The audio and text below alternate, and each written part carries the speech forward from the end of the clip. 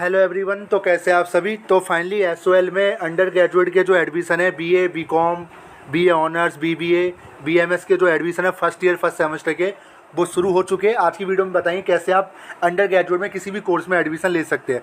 Step by step देखिए, जब पूरी वीडियो प्रोसेस आज हम बताने वाले हैं। वीडियो को शुरू करने से पहले अगर चैनल पर नए हो तो सब्सक्राइब कर लेना, वीडियो अच्छी लगे लाइक करना, शेयर करना मत भूलना। तो सबसे पहले आपको एसओएल की वेबसाइट पर आ जाना है। जैसे आप एसओएल की वेबसाइट पर आओगे, यहाँ पे एक ऑप्शन होगा यूजी एडमिशन, देख सकते हो आप यूजी एडमिशन है, इस पर आपको क्लिक करना है। जैसे आप यूजी एडमिशन पे क्लिक करोगे तो आपके सामने पोर्टल आ जाएगा। ये पोर्टल हमारा ओपन हो चुका है। तो अब हमें क्या करना है, अब हमें न्यू रजिस्ट्रेशन पे क्लिक करना है। तो उससे पहले आपको बता दूं इस पर एनईपी लागू हो चुका है, ठीक है। तो न्यू रजिस्ट्रेशन में हमें क्लिक करना है। हमें न्यू रजिस्ट्रेशन में हमने क्लिक कर लिया। अब देखिए कुछ चीज़ें आपको जान लेना काफ़ी ज़रूरी है एडमिशन से पहले, रजिस्ट्रेशन से पहले के इंपॉर्टेंट इंस्ट्रक्शंस में कि आपके पास जो एजुकेशनल डॉक्यूमेंट्स है उनके अंदर जो डिटेल्स, उन्हीं डिटेल्स को आपको डालना है। इसके अलावा आपका एक रजिस्टर ईमेल आईडी और एक मोबाइल नंबर आपके साथ चालू होना चाहिए। इसके अलावा आप जब भी ये फॉर्म अपने मोबाइल से भरे तो गूगल क्रोम का यूज़ जरूर करें। इसके अलावा आपका डिजी लॉकर, जी हाँ डिजी लॉकर जो अकाउंट है वो एक्टिव जरूर होना चाहिए। मैं बताऊंगा वो कहाँ लगेगा, अभी लगेगा वो डिजी लॉकर में आपका एबीसी आईडी बना होना चाहिए, क्योंकि एबीसी अकाउंट को ये लिंक करेगा अपनी वेबसाइट, अपनी इसी पोर्टल से, ठीक है। मैं दिखा दूंगा। अब देखिए क्या करना है। अब जैसे यहाँ पे आपको अपना रजिस्ट्रेशन फॉर्म भरना है। अब आपको अपना यूज़र आईडी और पासवर्ड क्रिएट करना है लॉगिन करने के लिए।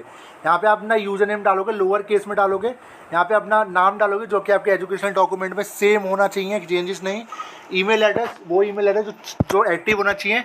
री एंटर एप्लीकेंट ईमेल एड्रेस आपको डालना है, दोबारा से वो ईमेल एड्रेस डाल देना। पासवर्ड बनाना है 6 नंबर का और आपका दोबारा से री एंटर करना है पासवर्ड। अपना मोबाइल नंबर डालना है। कैप्चा, ये जो नंबर है ये कैप्चा जो है, कैप्चा डालते हुए सावधानी रखिएगा, तब काफ़ी एरर हो जाएगा। नहीं समझ में आ रहा तो click on the tag change पे क्लिक करोगे, चेंज हो जाएगा। ये डालोगे, रजिस्टर पे क्लिक करोगे, आपका रजिस्टर हो जाएगा। तो रजिस्टर होने से पहले एक ओटीपी आपके उस पर आएगा ईमेल पे।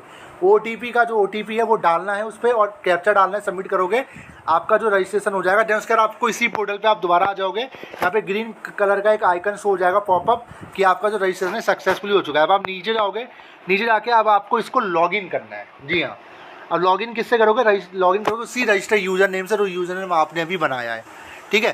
पासवर्ड वही जो आपने अभी क्रिएट किया है, वो ये कैप्चा आपको डाल देना है सामने और इसको लॉगिन कर लेना है, ठीक है। हमने ऑलरेडी बना लिया तो हम इसको लॉगिन कर लेते हैं, फिर आपको दिखाता हूँ। तो देखिए लॉगिन हो चुका है और फाइनली हमारा पोर्टल भी लॉगिन हो चुका है, ठीक है।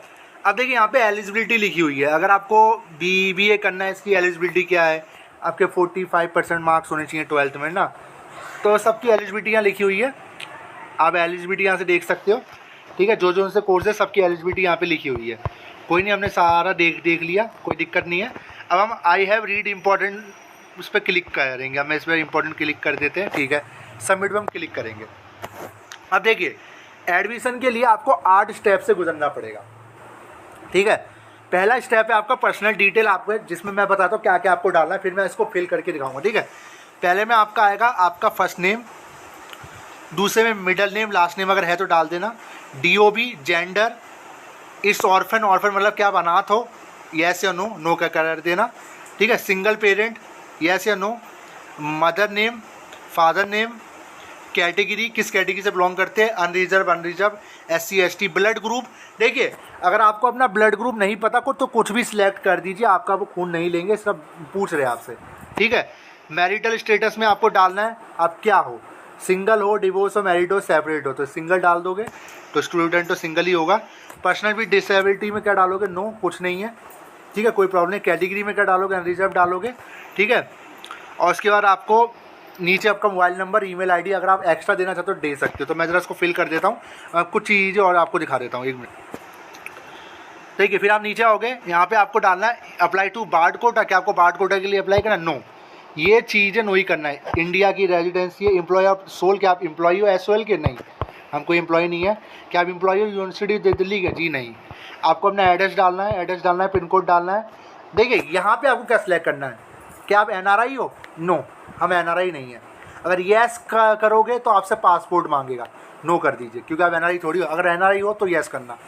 बैंक की डिटेल डालनी है, ठीक है। आपका नेम, बैंक अकाउंट नंबर किसी के भी नाम से हो सकता है, अगर आपका नहीं है आपका फादर का डाल दीजिए, मदर का डाल दीजिए, ठीक है। IPSC कोड डालना है। इनकम सर्टिफिकेट, अब देखिए इनकम डिटेल डालते हुए आपको सावधानी रखनी है। क्या सावधानी रखनी है वो मैं आपको बताऊँ। फैमिली इनकम अगर आपने कम दिखाई तो आपको प्रूफ देना होगा। देखिए मैं आपको दिखाता हूँ। जैसे मान लीजिए हमारी फैमिली इनकम कितनी है, 1 लाख से कम हमने सेलेक्ट किया, ठीक है। अब एम्प्लॉयमेंट स्टेटस क्या है, अनएम्प्लॉयमेंट है, ठीक है। क्या आप आर्म सेंटर पुलिस में, नो नो। क्या आप बिलो पॉवर्टी लाइन से बिलोंग करते हो? एक चीज़ आज मैं बता रहा हूँ, अगर आपने येस किया ना, मैं दिखाता हूँ आपसे क्या मांगे। आपने येस किया, अब ये आपसे डॉक्यूमेंट नंबर मांग रहा है। देखिए ये आपसे मांग रहा है डॉक्यूमेंट नंबर, देख रहे हो, डॉक्यूमेंट नंबर ये मांग रहा है आपसे, ठीक है। तो अगर आप बिलो पॉवर्टी लाइन यानी गरीबी रेखा से बिलोंग करते हो तो अगर आपका कोई ऐसा डॉक्यूमेंट है जैसे राशन कार्ड वगैरह, इनकम सर्टिफिकेट लगा देना। अगर नहीं करते तो नो कर दीजिए, फिर आपको डॉक्यूमेंट देने की कोई जरूरत नहीं है। क्या आप फीस में कंसेशन चाहते हो? क्या आप ये चाहते हो कि एसओएल आपकी फीस में कुछ छूट करे? तो आपका चाहते हो येस, तो भी डॉक्यूमेंट लगेगा। नहीं करोगे तो नो कर दीजिए, ठीक है, नो कर दीजिए, हमें नहीं चाहिए कोई छूट। क्या आपको कंप्यूटर नॉलेज है? यस कर दीजिए। इंटरनेट चलाना जानते हो? यस कर दीजिए। कंप्यूटर घर में है? हाँ है तो डाल दीजिए, नहीं है तो डाल दीजिए, कोई दिक्कत नहीं। तो ऐसी बेसिक क्वेश्चन है। कोर्स स्ट्रीम, अब देखिए किस स्ट्रीम से बिलोंग करते हो, आर्ट्स, साइंस, कॉमर्स। तो मान लीजिए आपको कॉमर्स है कॉमर्स, आर्ट्स तो आर्ट्स, अपना आर्ट्स डाल दिया। अब स्टडी मटेरियल सॉफ्ट कॉपी यानी पीडीएफ में पढ़ना चाहते हो या प्रिंटेड चाहिए? तो हमें प्रिंटेड चाहिए भाई। क्लास कौन सी चाहिए, ऑफलाइन या ऑनलाइन? तो भाई ऑफलाइन ही लेंगे कॉलेज, ठीक है। ऑनलाइन है तो ऑनलाइन ले लीजिए, ठीक है। तो ये चीज़ आपको डाल देनी है। तो हमने अपनी सारी डिटेल डाल दी। अब हम नेक्स्ट पे क्लिक करेंगे, ठीक है। अपनी पर्सनल डिटेल हो गई। अब आ जाते हैं मेन चीज़। अब आपको देखिए यही चीज़ आप फंस सकते हो, मुझे लगता है यहीं आपको प्रॉब्लम होगी। कुछ प्रॉब्लम नहीं है, डिजी लॉकर में आपका अकाउंट है, नहीं है तो यहीं से आप बना लोगे, है तो कोई दिक्कत नहीं है। ये आपसे कह रहा आपको अपना अकेडमिक बैंक और क्रेडिट अकाउंट की इन्फॉर्मेशन इनको देनी होगी, यानी एबीसी अकाउंट जो होता है, जो कि आने टाइम पे सबको बनाना पड़ेगा। अब देखिए फॉर्म में भी मांग रहा है, ठीक है। नहीं आता तो बना लीजिए। डिजी लॉकर पे जाओगे, वहाँ एबीसी अकाउंट सेलेक्ट करना, वहाँ से ऑटोमेटिक क्रिएट हो जाएगा। अब आपको क्या करना है, आपका आधार कार्ड का जो नंबर और उसका ओटीपी चालू होना चाहिए। अब क्या करना है, आई हैव पे रीड पे क्लिक करना है। मैं दिखा देता हूँ आपको, ठीक है। ये है ना, click here to link create your ABC account, आपको लिंक करना है, इस पर क्लिक कर दीजिए। जैसे आप क्लिक करोगे आपको एक वेबसाइट पे ले जाएगा। एक चीज़ याद रखना, जो डिटेल आपके आधार कार्ड में होगी वही डिटेल आपके इस फॉर्म में से मैच होनी चाहिए, ठीक है, नाम वगैरह। अब इसको आपको साइन इन करना है, चाहे आपको मोबाइल नंबर से हो, यूज़र नेम हो, आधार नहीं है, अकाउंट है डिजी लॉकर, तो साइन अप करके इसमें आपका अकाउंट अपना क्रिएट कीजिए। तो हमारा ऑलरेडी है तो हम इसको लॉगिन कर लेते हैं, फिर आपको दिखाते हैं। तो देखिए हमारी डिटेल ऊपर आ चुकी है। हमने इस फॉर्म से अपना जो एबीसी अकाउंट है उसको लिंक कर लिया है, ठीक है। डिटेल मैच होगी तो ही लिंक होगा। अब हमें नेक्स्ट पे क्लिक करना है, हमने कर चुके हैं। अब आपको अपनी 12th क्लास की जो है ना डिटेल डालनी है और 10th क्लास की डिटेल डालनी है। मतलब जैसे मैं आपको बता देता हूँ क्या क्या डालना है। यहाँ पे आपको 12th क्लास का बोर्ड डालना है, जैसे सीबीएसई एनआईओएस तो सीबीएसई डाल दिया। रोल नंबर डाल लेना है, रोल नंबर हम डाल देते हैं, ठीक है। रोल नंबर डाल देना है, उसका ईयर ऑफ पासिंग डाल देना है, ठीक है। तो हमने चीज़ डाल दी। अब आपके सामने आएगा एग्जामिनेशन डिटेल, मतलब कि आपने एग्ज़ाम कहाँ दिया, 12th का कहाँ दिया, 10th का कहाँ दिया, इसके अलावा आपके किस सब्जेक्ट में, कौन सब्जेक्ट आपके किस सब्जेक्ट कितने नंबर आए, वो सारी डिटेल आपको यहाँ पे डालनी है, ठीक है। अब मान लीजिए आपका बोर्ड नेम क्या था जहाँ पे आपने एग्ज़ाम दिया, तो हमारा सीबीएसई से हमने एग्ज़ाम दिया, जिससे भी दिया यहाँ पे सारा ही रहेगा, देखिए, है ना। तो मान लीजिए हमने सीबीएसई से दिया तो हम सीबीएसई सेलेक्ट कर लेंगे। सीबीएसई कहाँ गया, सीबीएसई देख लेते हैं, मैं दिखाता हूँ आपको। हाँ सीबीएसई मिल गया। अरे रिजल्ट का स्टेटस क्या था, पास थे हम। अपना रोल नंबर डालोगे, ईयर ऑफ पासिंग डालोगे, स्कूल कोड डालोगे, सेंटर कोड डालोगे।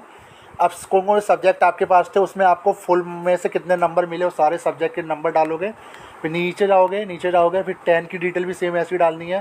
पासिंग आपने 10 क्लास का पास की, है ना। स्कूल का टाइप क्या था, प्राइवेट था या सरकारी था, बोर्ड नेम वगैरह। फिर आपको कितने परसेंटेज सीजीपी मिली। एडिशनल डिटेल में आपको अपना लास्ट अटेंडेंस, जिस स्कूल में आप पढ़े हो लास्ट टाइम, वो डालना है। स्कूल की लोकेशन डालनी है, मीडियम डालना है, कि आपके इंग्लिश थी या नहीं थी, बंगाली नहीं थी, नो पे सिलेक्ट, जो सब्जेक्ट आपके पास तो येस नो कर दीजिए। आपने हिंदी कहाँ तक पढ़ी है, इंग्लिश कहाँ तक पढ़ी है, सारी डिटेल आपको देनी होगी। तो मैं ज़रा इसको दे देता हूँ, फिर आपको दिखा रहा हूँ। तो देख सकते हैं हमने सारी डिटेल अपनी डाल ली है, ठीक है। अपनी जो भी सब्जेक्ट हमने पढ़े थे। अब हम इसको सबमिट करेंगे, तो हम इसको सबमिट कर रहे हैं। तो ये डिटेल हमारी सबमिट हो चुकी है, एग्जामिनेशन डिटेल। हमने एग्ज़ाम कहाँ दिया, 10 to 12 का, कौन से सब्जेक्ट में हमारे कितने नंबर थे, ठीक है। अब हम नेक्स्ट पे क्लिक करेंगे।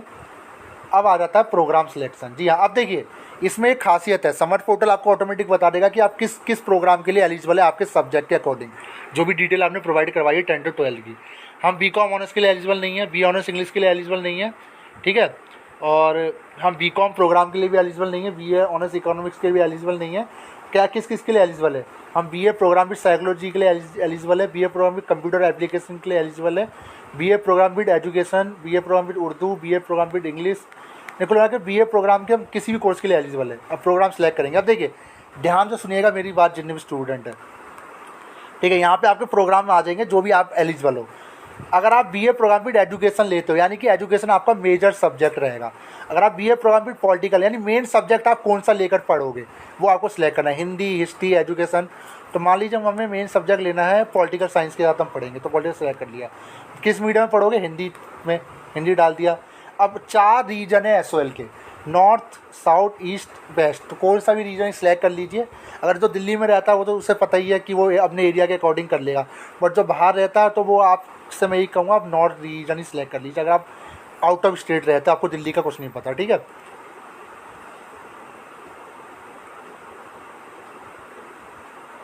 ठीक है, ये कह रहा है कि as per the address field you are regional centre to south regional centre, ठीक है, ये बता रहा है कि आपने जो डिटेल दी उसके अकॉर्डिंग आपका जो सेंटर साउथ रीजनल सेंटर होना चाहिए, ठीक है, बता रहा है तो ठीक है, हमने साउथ ही ले लेते।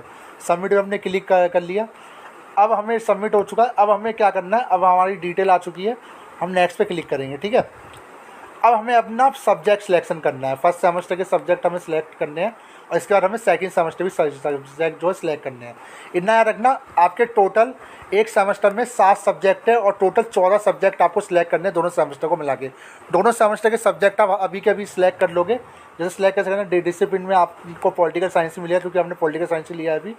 एक माइनर में आप कोई भी ले लीजिए, वैसे मान लें हिस्ट्री ले लिया और इसमें आपको पॉलिटिकल मेजर मिला क्योंकि हमारे पास 2 पॉलिटिकल रहेगा क्योंकि हम पॉलिटिकल बीए प्रोग्राम मेजर से कर रहे हैं, ठीक है। जैनिक इलेक्टिव में क्या पढ़ना चाहते हो वो ले लीजिए। एलबीटी एनमेंट में क्या लेना चाहते हो, ठीक है, ध्यान से लेना, बदलने में टिकट लगेगी। हम हिंदी लेंगे इसमें। स्किल एनहांसमेंट में कौन सा सब्जेक्ट लेना चाहते हो, तो कम्युनिकेशन एवरीडे लाइफ लेंगे। वैल्यू एडिशन में कौन सा लेंगे, पॉलिटिकल साइंस पढ़ना है, हम सबमिट क्लिक करेंगे। अब देखिए एक चीज़ मैं आपको बता दूँ, अच्छा ये कह रहा है दिल्ली थ्रू द एजिस वाला सब्जेक्ट आप नहीं ले सकते, कोई दिक्कत नहीं है, आप दूसरा ले लेते हैं। पॉलिटिकल साइंस ले लिया, इकोनॉमिक ले लेते हैं, कोई दिक्कत नहीं है, ठीक है। जैनिक इलेक्टिव में काम करते हैं, हम ले लेते हैं इसमें इंग्लिश फ्लुएंसी, ठीक है। एबिलिटी एनहांसमेंट में ले लेते हैं हम, वो आप तो ऑटोमेटिक बता देगा कि कौन सा सब्जेक्ट के लिए आप एलिजिबल हो, ठीक है। आप क्या करते हैं, हम ले लेते हैं इसमें फाइनेंशियल, ठीक है, वैल्यूएशन में ले लेते हैं हम योगा का। सबमिट पे क्लिक किया। अब देखिए एक चीज़, अगर ये प्रॉब्लम आपको आ रही है इनवैलिड कोर्स सिलेक्शन, तो कोई दिक्कत वाली बात नहीं है। अभी ये फॉर्म जस्ट आया है, ये प्रॉब्लम 1-2 दिन में ऑटोमेटिक ठीक हो जाएगी, ठीक है। तो आप सिलेक्ट कर लेना। ऐसे सिलेक्ट करने के बाद फिर आप छठे स्टेप में आपको प्रीव्यू करने के लिए कहेगा कि जो जो डिटेल आपने दी है कि आप उसको एडिट करना चाहते नहीं करना, तो फिर आप नेक्स्ट पे क्लिक कर देना। 7वें से आपसे डॉक्यूमेंट मांगे जाएंगे। जी हाँ, डॉक्यूमेंट आपको अपलोड करने हैं। डॉक्यूमेंट में क्या क्या लगेगा, 10-12 का मार्कशीट, फोटोग्राफ, सिग्नेचर, आपका एक एड्रेस प्रूफ लगेगा, ये सब आप डाल दोगे। देन उसके बाद लास्ट में आपको जो है पेमेंट अभी नहीं होगा। पेमेंट एसओएल की खास बात है कि एसओएल में पेमेंट हाथों हाथ नहीं होता है। ये डिटेल आपकी सारी सबमिट हो जाएगी, आपकी फाइल पेंडिंग में चली जाएगी। जब वेरिफिकेशन कंप्लीट हो जाएगा तो 1 से 1 हफ्ते बाद दोबारा से लॉगिन करके चेक करना, वहाँ पे आपका पेमेंट का ऑप्शन आ जाएगा, ठीक है। तो अब ये प्रॉब्लम आ रही है, कोई दिक्कत वाली बात नहीं है, ये प्रॉब्लम ऑटोमेटिक ठीक हो जाएगी। तो यहाँ से आप अपना सब्जेक्ट सेलेक्ट करके सबमिट पे क्लिक करोगे, फिर आपको डॉक्यूमेंट अपलोड करने हैं, फिर आपको फाइनल सबमिशन कर देना है।